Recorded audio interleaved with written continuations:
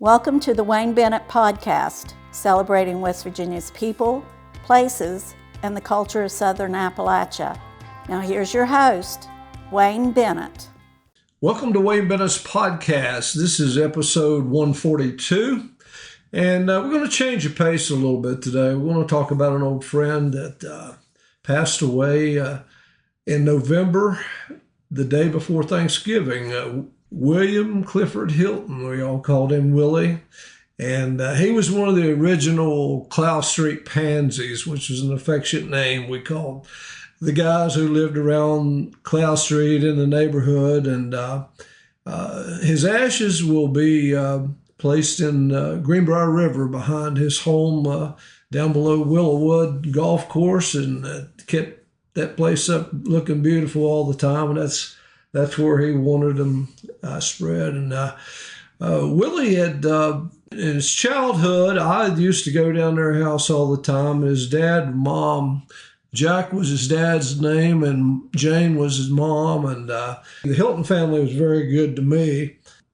Fed me about half the time and gave me Christmas gifts. And Willie had his brother Larry, had a brother Randy who has passed away, and a sister Rita.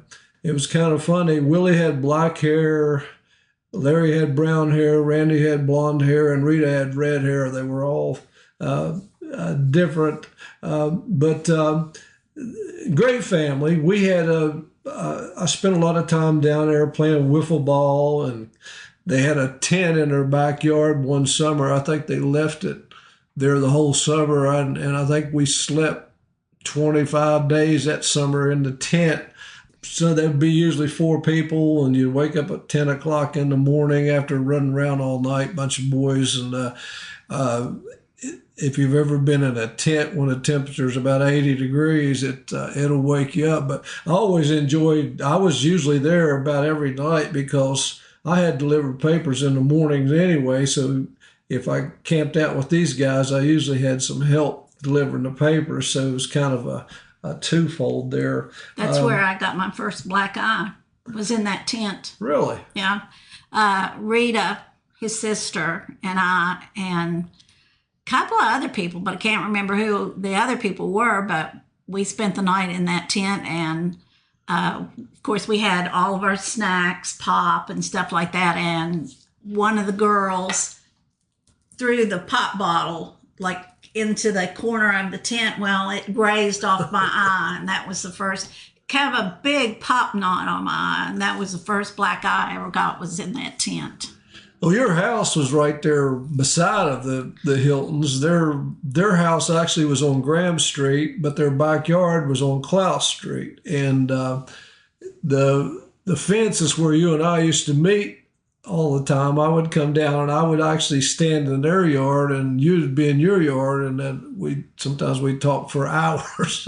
Yeah, Jack brought you a chair one time. Jack always would come out sometimes and spend a little time with us. And also, our neighborhood, we had a scout troop, and Willie had been in the scouts before. The rest of us, Mr. Wilburn was our scout leader, and the rest of us were rookies. And Willie was a first class scout when Mr. Wilburn formed our troop. And one particular, we went on a hike down toward Glade on New River. And before we started, we had about 10 boys, and Mr. Wilburn got everybody together, and he said, well, Willie's the most experienced scout. He said, so you guys follow him, do what he does. And so we all kind of got in line. We're going down the path and toward New River. Willie trips and falls over a 35-foot embankment. And I was next in line, and there ain't no way I'm doing that. And he come back up, man. He was scratched all over the place and stuff. But it was it was a good experience. We had a good time. And the high school days, Willie had his driver's license before anybody in the neighborhood, but he didn't have a car. His dad would let him drive the car every once in a while. And Yeah, we spent a lot of times on Saturday evenings, Saturday nights or something. We would go up at Kathy Bolton's house on Russell Street. That was Willie's girlfriend, and later was his wife. And but Willie, I had a '58 Chevrolet. My brother bought me when I turned 16, and I drove it around for a year or so. And then I got me another one, and Willie bought the '58 Chevrolet off of me for $130. So, you know, it was a nice one. And then he drove it for a couple of years. And then Jimmy Stanley, another neighborhood guy, bought the car off Willie. So I don't know what happened to it after Jimmy got rid of it, but that was that car made its rounds. As the boys got older in the neighborhood, we of course we played ball, football, basketball, baseball, whatever was in season, and that's how we got the name Klaus Street Pansies. Sarge Maynard called us that over at Little League in a joking manner. He called us a bunch of pansies and a bunch of rinkodinks. And so we kind of just adopted the name as a pansy, and it stayed with us ever since. Now it's something that the guys who are still around us are proud of. Of course, during that particular time, the Vietnam War was going on, and after we got out of high school, Willie got into, he was working at Murphy's, and he went to Baltimore and was training to be a manager at Murphy's.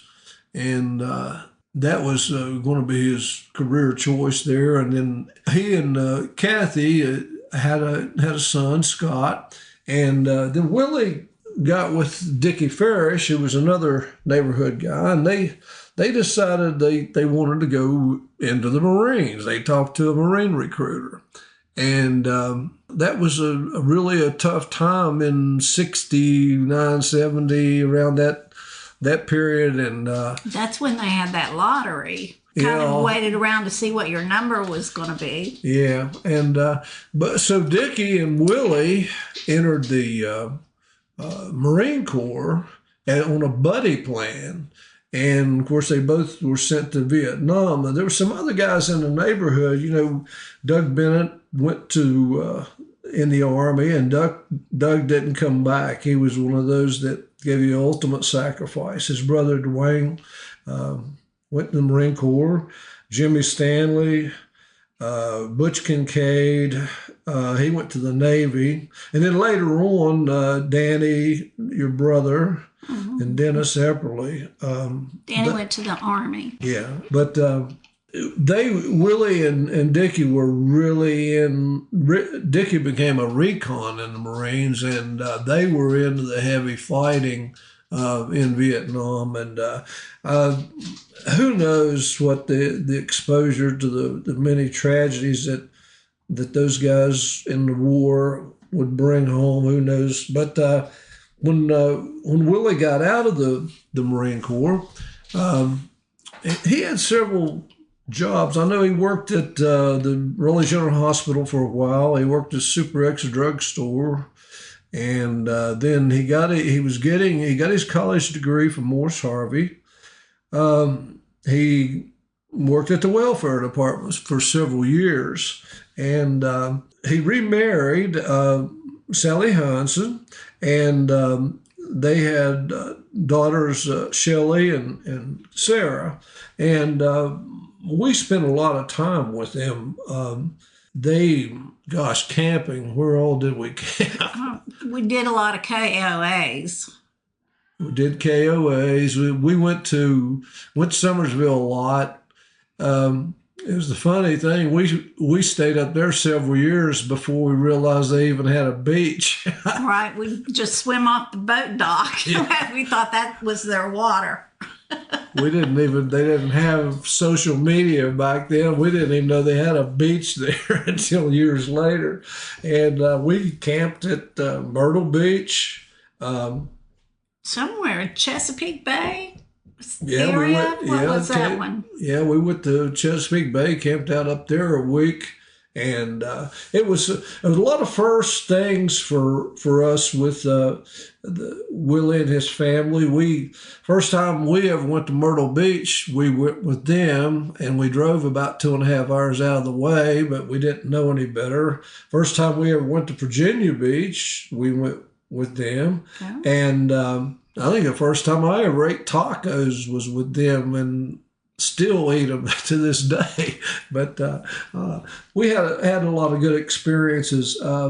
Willie had Scott. He had good experiences in relationship with Scott and Shelley and Sarah. And Sarah was a special needs child, and he and Sarah actually even had their own communication that nobody else understood, but they could communicate back and forth. And he loved his kids, and he's the one that got me introduced into softball. And he had played a couple years, and then he talked me into playing with them and on Dots Paquette. And then he and I played with Billy's boys for a year or two, and then we kind of split up. I went another direction, and he went with another team. But we used to have those. You guys were in a sorority together. What was that sorority? Delta Tau. Delta Tau. Mm-hmm. And so as a fundraiser, we would have a Delta Tau softball tournament at the old Beckley manufacturing field every year. And we would put a team in there called Klaus Street Pansies. And most of the time, the team was made up of guys who grew up together. So it was kind of a reunion type thing for us, and we had a good time and made a little bit of money. And it was, how long were you guys into? Well, I stopped being in it when I started back to school, which would have been when I was 28. So whatever that was, whatever year that was. One thing that I learned not to do with Willie was trade work. He and Sally bought a house over beside the Blue Ridge Cemetery, and it was a great house, but it needed some improvements. And so I went over and helped. We put in concrete steps. We poured a concrete driveway. We poured a little half basement and did some other things, and some other people helped too. But so in return, Willie was supposed to come over and help me paint my house. My house was prime siding, and we had it white originally, and I wanted to paint it green. And so he was supposed to help me do that as in return for what I did with him. Well, one day he called me and he said he was going to get off work early, and he wanted to come over and go ahead and get started. And then when I got home, then we could continue. So when I got home, Willie had been here for a couple hours, and I think our car had paint on it. Our dog had paint on it. Our son, John, who was holding the ladder for Willie, had green paint on his head. Willie had a bee got after Willie while he was on the ladder, and he came off the ladder and stepped in a 5-gallon bucket of green paint.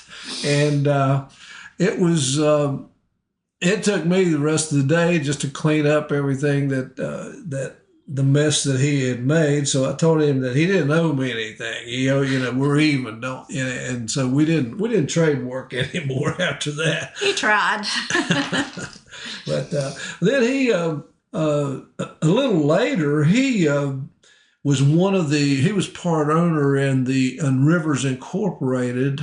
The whitewater rafting was just coming into something big, and I don't know how many people were involved. There was 4 or 5 people that had started Rivers, and along with Eddie Lilly, and they had a campground, and we enjoyed going over there sometimes and helping out a little bit, but several different Saturdays, Willie would invite us, and they usually have some type of entertainment, and he would cook steaks. They cook steaks for you, man, and I mean, it was great. Delicious. It's one of the best steaks I ever ate, and it was a good time. And then they opened that. Was it the Red Dog? Yeah, they had a Red Dog Saloon. Yeah, that was real nice. It was. I think him and Eddie Lilly were involved in several different business endeavors, and I'm not sure they made a whole lot of money, but they stayed busy. As time passed, Willie and I kind of started losing contact. Willie liked to hunt and fish a lot, and I didn't hunt and wasn't much of a fisherman, but we'd still get together occasionally. But then he moved to another county, and we played golf every once in a while. He would come and play in the East Beckley golf tournament several years, and to the point he couldn't play anymore or didn't want to play anymore. A couple other stories I'd like to share. Our youngest son, Jeremy, when he was just learning to talk, he called Willie Wally most of the time, and did that for a long. And Willie finally started answering to the name Wally. I talked about us camping a lot. Willie actually bought a camper, a motorized camper, and but it stayed broke down a lot, and I don't think we ever stayed with him. I think we might have camped outside once, but he kept it in the garage more than he got to use it. And when I mentioned the fact that Willie was in Vietnam, he and Dickie Ferris both fought in the Mekong Delta. And Willie had, I think, 3 Purple Hearts. He was in the Mekong Delta with Dickie Ferris, and that was where a lot of the heavy fighting was done in Vietnam. Willie had a van that he bought after he got out of the military, and he put carpet in the van, and he had paneling, and it was a Volkswagen van, and we called it the Love Bug or something. But before he married Sally, we had a little bachelor's party, and there was 6 or 7 of us, and we took the van out, wrecked it, and the van was totaled. Nobody got hurt, but he never got it replaced either. So that, but the van did have some pretty good memories here and there, I guess. Willie had a huge heart, and he was grouchy a lot, just like his dad. But the people who knew him, they never took him serious when he tried to be grouchy, and most of the time we just laughed at him. But we all loved Willie, and we've had some great memories. One of those memories is Willie was the best man at our wedding, Diana and our wedding, my wedding, and I was the best man at he and Sally's wedding. And I want you to keep the family in your prayers, and we know Willie's in a better place, and we can't wait to see him again. Thank you for listening. This is Wayne Bennett, and God bless.